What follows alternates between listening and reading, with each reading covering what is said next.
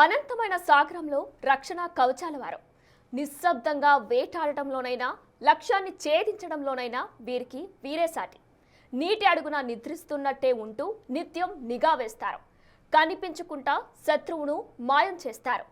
భారత తీర జలాల్లో శత్రువు అడుగు పెట్టాలన్నా, దేశంపై ఏదైనా కుట్ర చేసే ఆలోచన చెయ్యాలన్నా ఒకటికి 10 సార్లు ఆలోచించేలా చేస్తారు వారు.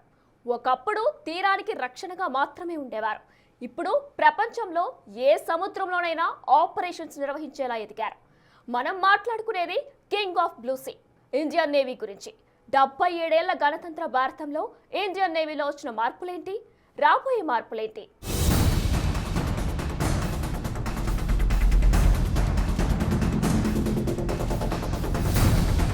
ఎగసిపడుతున్న అలలు, వాటిని చీలుస్తూ వచ్చే నేవీ షిప్స్. భారతదేశ తీరం ఒక సరిహద్దు మాత్రమే కాదు, మన దేశ ట్రేడ్కు ఒక లైఫ్ లైన్, పవర్కు ఒక కారిడార్, మన దేశ రక్షణకు ఒక సవాల్, మన దేశ గర్వానికి ప్రతిరూపం. వీటన్నింటినీ ఒక ఆర్డర్లో ఉంచేది ఇండియన్ నేవీ. వీటి విషయంలో ఇండియన్ నేవీ ఎప్పుడూ వెనక్కి తగ్గలేదు. మన దేశాన్ని ఎక్కడా తలదించుకునేలా చెయ్యలేదు ఇండియన్ నేవీ. అనంత సాగరంలో ఎగిసిపడే అలలను చీలుస్తూ పరుగులు పెడుతూ దేశ రక్షణలో ఎప్పుడూ సన్నద్ధమే అంటోంది ఇండియన్ నేవీ.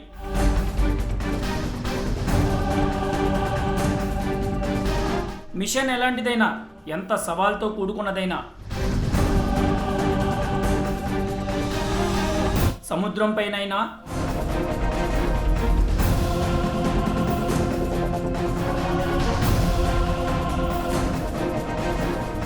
సముద్రం అడుగునైనా,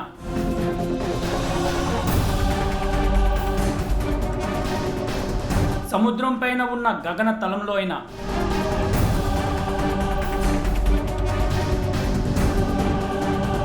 any time anywhere Indian Navy ready.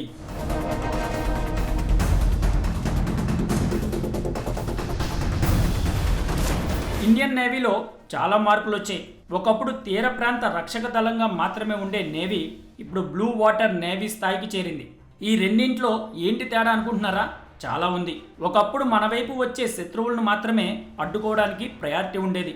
కానీ ఇప్పుడు టైం మారింది. ప్రపంచంలో అగ్రదేశాలు నీలి సముద్రంపై పట్టు సాధించేందుకు పావులు కదుపుతున్నాయి. ముఖ్యంగా ట్రేడ్కు సముద్రం ఒక ఆయువు పట్టులా మారింది. దీంతో నేవీని మరింత ఆధునీకరించడం మొదలైంది.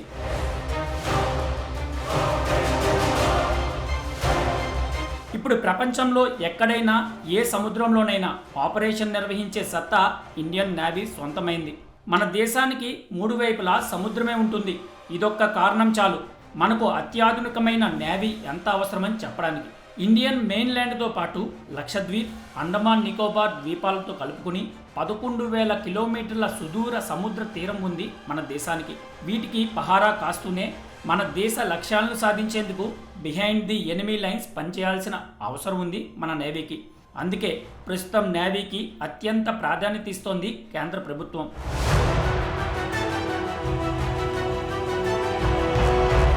ఒకప్పుడు నేవీ అంటే సాంప్రదాయ యుద్ధం చేసేలానే మన వద్ద ఆయుధాలు ఉండేవి. అప్పుడు మన సత్తా ఏంటో అనేక యుద్ధాల్లో, కీలక ఆపరేషన్స్లో ఇండియన్ నేవీ నిరూపించింది. కానీ ఇప్పుడు అలా కాదు. Frigates, destroyers, submarines, aircraft క్యారియర్స్ను డెవలప్ చేసుకుంటోంది ఇండియన్ నేవీ. ప్రస్తుతం ఇండియన్ నేవీ వద్ద 140 నుంచి 150 వరకు యుద్ధ నౌకలు, సపోర్ట్ వెసల్స్ ఉన్నాయి.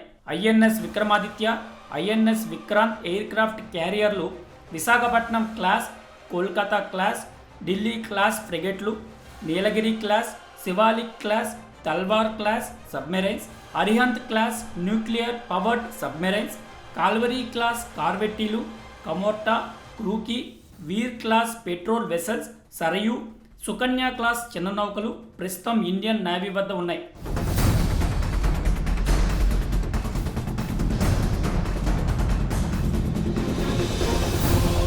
వీటితో పాటు ప్రపంచంలో అత్యంత వేగవంతమైన supersonic cruise missile BrahMos, Israel సహకారంతో రూపొందించిన ఈ surface to air missile Barak 8, nuclear submarine నుంచి ప్రయోగించే సామర్థ్యమున్న సాగరిక K-15 మిసైల్, స్వదేశీ పరిజ్ఞానంతో తయారైన భారీ టోర్పడో వర్ణాస్త్ర మన నేవీ సొంతం.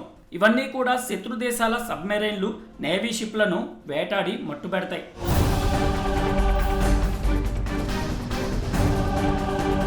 ఇదంతా పాస్ట్, కానీ రాబోయే టైంలో మరింత సామర్థ్యాన్ని పెంచుకోవడానికి సిద్ధమవుతుంది ఇండియన్ నేవీ. ఈ ఏడాది రికార్డు స్థాయిలో 19 కొత్త యుద్ధ నౌకలు నేవీలో చేరనున్నాయి. Nilgiri class stealth frigate INS Taragiri ఈ ఏడాది నేవీలో చేరనుంది. వీటిని శత్రువుల రాడార్లు అంత తేలిగ్గా పసిగట్టలేవు. యాంటీ సబ్మెరైన్ క్రాఫ్ట్స్ను కూడా చేర్చుతున్నారు. సముద్రం అడుగున దాక్కున్న శత్రువులను పట్టుకోవడానికి ఆన్రోత్ వంటి శక్తివంతమైన నౌకలు నేవీలో చేరనున్నాయి. అంతేకాదు, న్యూక్లియర్ పవర్తో నడిచే రెండో సబ్మెరైన్ ఐఎన్ఎస్ అరిగాత్ కూడా ఫ్లీట్లో చేరనుంది.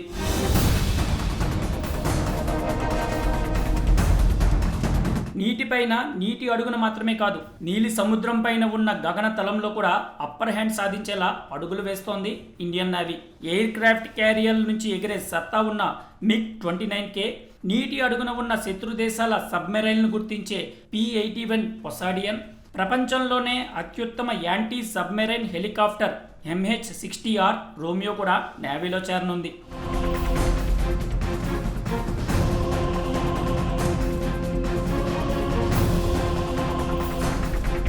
ఇదే కాదు, కమ్యూనికేషన్ను కూడా మరింత సీక్రసీగా ఉంచేందుకు నేవీ అనేక చర్యలు తీసుకుంటోంది. శాటిలైట్ కమ్యూనికేషన్ను ఎప్పటికప్పుడు డెవలప్ చేసింది, దీన్ని మరింత అప్డేట్ చేస్తోంది. అంతేకాదు, నెట్ సెంట్రిక్ వార్ఫేర్ను కూడా డెవలప్ చేస్తోంది ఇండియన్ నేవీ. ఎందుకంటే యుద్ధం అంటే ఇప్పుడు కేవలం 4 గన్లు గర్జించడం, మిసైల్స్ వదలడం కాదు, డ్రోన్లు, సెన్సార్ల ద్వారా శత్రువు ఎక్కడున్నా కనిపెట్టి క్షణాల్లో స్పందించే వ్యవస్థలను కలిగి ఉండడం.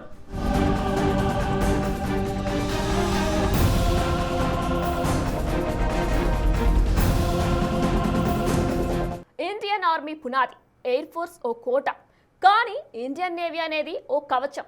భారత్కు 3 వైపులా ఉండేది సముద్రమే. భారత్ ఆర్థిక వ్యవస్థకు లైఫ్ లైన్ సముద్ర మార్గమే. అందుకే నేవీ ఇప్పుడు మనకు అతి ముఖ్యమైనది. దీంతో పాటు కాలం మారుతుంది, యుద్ధం తీరు మారుతుంది. అందుకే ఇప్పుడు నేవీ సరికొత్త రూపును సంతరించుకుంటుంది. ఆయుధాలు, యుద్ధ నౌకలతో పాటు మరో వ్యవస్థను కూడా రూపొందించుకుంటుంది. ఇండియన్ నేవీ ముందున్న సవాళ్లు, లక్ష్యాలేంటి? ఈ క్వశ్చన్కు ఆన్సర్ సముద్ర సరిహద్దులను రక్షించడం, మన దేశ ఆర్థిక ప్రయోజనాలను కాపాడటం, విపత్కర సమయాల్లో సహాయ కార్యక్రమాల్లో పాల్గొనడం, అంతర్జాతీయ శాంతి భద్రతను ప్రోత్సహించడం. అంతే. ఆన్సర్స్ వినడానికి చాలా సింపుల్గా ఉన్నా ఇది ఆచరణలోనే చాలా కష్టమైన పని. ఎందుకంటే భారత్కు 11,000 కిలోమీటర్ల పొడవైన తీరం ఉంది. ఇదే మొదటి సవాల్ కాగా, పక్కలో బల్లంలా అటు చైనా, ఇటు పాకిస్తాన్, ఇప్పుడు కొత్తగా బంగ్లాదేశ్. భారత్కు చుట్టుపక్కల శత్రు దేశాలే.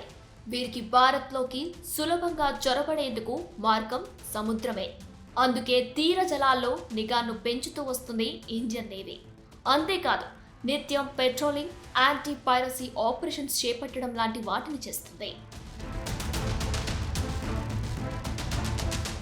గతంలో కూడా ఇలాంటి ఆపరేషన్స్ నిర్వహించేది ఇండియన్ ఆర్మీ. కానీ ఇప్పుడు అందులో ట్రెండ్ కాస్త మారింది. ఆపరేషన్ పీరియడ్ పెరిగింది. Solid state, fibre optic lasers, energy systems వచ్చాయి. అనంత సాగరంలో ఇండియన్ ఆర్మీ రీచ్ పెరిగింది. మెయింటెనెన్స్లు తగ్గాయి. షిప్స్, సబ్మారిన్స్ కు న్యూక్లియర్ ప్రొపల్షన్ సిస్టమ్స్ వచ్చాయి. ఫస్ట్ కిల్ క్యాపబిలిటీ పెరిగింది. నావల్ కమ్యూనికేషన్స్ అప్డేట్ అయ్యాయి. ఇస్రో డెవలప్ చేసిన GSAT-7 multi band military communication satellites ఓ గేమ్ చేంజర్గా మారాయి. అంతేకాదు, Indian Navy animated marine systems పై కూడా ఫోకస్ చేసింది. 2050 వరకు నేవీ సరికొత్త రూపంతో పాటు అత్యంత శక్తివంతంగా మార్చాలనేది భారత ప్రభుత్వ ఆలోచన. ఇందులో భాగంగా సరికొత్త ఎయిర్ క్రాఫ్ట్ కెరియర్లతో న్యూక్లియర్ పవర్డ్ సబ్మారిన్లకు చేర్చేందుకు ప్రణాళికలు రచిస్తుంది. అదే సమయంలో వ్యూహాత్మక ప్రాంతాల్లో కొత్త నేవీ బేస్లను ఏర్పాటు చేసే పనిలో కూడా ఉన్నారు. అంతేకాదు, మల్కా జలసంధికి దగ్గరలో ఉన్న అండమాన్లో ఇప్పటికే ఐఎన్ఎస్ బాజ్ బేస్ను రన్ చేస్తుంది ఇండియన్ నేవీ. చైనా నేవీ కదలికలపై నిఘా వేయడంతో పాటు ఏదైనా ఆపద ఉందని గమనిస్తే వెంటనే రియాక్ట్ అయ్యేందుకు ఈ బేస్ ఉపయోగపడుతుంది. ఇక కొత్త బేస్ల విషయానికి వస్తే ఐఎన్ఎస్ వర్ష పేరుతో విశాఖలో ఓ బేస్ను నిర్మించే పనిలో ఉంది. ఇది న్యూక్లియర్ సబ్మారిన్ల కోసం ప్రత్యేకంగా నిర్మిస్తున్నారు. అండర్ గ్రౌండ్ టనెల్స్ ఉంటాయి. దీనివల్ల శత్రు దేశాల శాటిలైట్లు మన సబ్మెరైన్లు గుర్తించడం కష్టంగా మారనుంది. లక్షద్వీప్లో ఐఎన్ఎస్ జటాయును ఏర్పాటు చేశారు. ఇది హిందూ మహాసముద్రంలో నిఘాను పెంచడానికి చాలా ముఖ్యం. అంతేకాదు, విదేశాల్లో తొలి బేస్ను నిర్మిస్తుంది ఇండియన్ నేవీ. మారిషస్ కు చెందిన అగలేగా ఐలాండ్ లో బేస్ ను ఏర్పాటు చేస్తున్నారు. ఇప్పుడు రన్వే, జెట్టీలు నిర్మించడం ద్వారా హిందూ మహాసముద్రంపై మన పట్టు మరింత పెరుగుతుంది. ఇక ఇండియన్ నేవీ గురించి చెప్పుకున్నప్పుడు మెరైన్ స్పెషల్ ఫోర్స్ మార్కోస్ గురించి కూడా ప్రత్యేకంగా చెప్పుకోవాల్సిందే. ఎందుకంటే ఏ షిప్, ఏ సబ్మెరైన్ చేరలేని ప్రాంతాలకు చేరుకొని శత్రువులను అంతమొందించడంలో స్పెషల్ ఈ మెరైన్ కమాండో ఫోర్స్. ఈ కమాండోలను దాడివాలా ఫౌజీ అనే నిక్ నేమ్ కూడా ఉంది. యుఎస్ నేవీ సిల్స్ తరహాలో ఉంటుంది వీరి ట్రైనింగ్. పేరుకు వీరు నేవీ స్పెషల్ ఫోర్స్ అయినా భూమి, ఆకాశం, నీరు ఇలా ఎక్కడైనా యుద్ధం చేయగల సత్తా ఉన్నవారు. సముద్రపు దొంగలు అడ్డుకోవడమైనా కౌంటర్ టెర్రరిజానికి సంబంధించి ఇండియన్ నేవీ ఇప్పటికే అనేక ఆపరేషన్స్ నిర్వహించింది. ఇందులో ఈ మార్కోస్ ది కీ రోల్. సముద్రం నుంచి శత్రువులు తీర ప్రాంతాలపై దాడి చేయడంలో అయినా, శత్రువుల భూభాగంలోకి రహస్యంగా వెళ్లి సమాచారాన్ని సేకరించడమైనా, నీటి అడుగున ఉన్న శత్రువుల యుద్ధ నౌకలు, స్థావరాలపై దాడులు చేయడమైనా, ఇలా పని ఏదైనా ఎవరూ గుర్తించుకుంటా చక్కబెట్టుకుని రావడం వారి పని.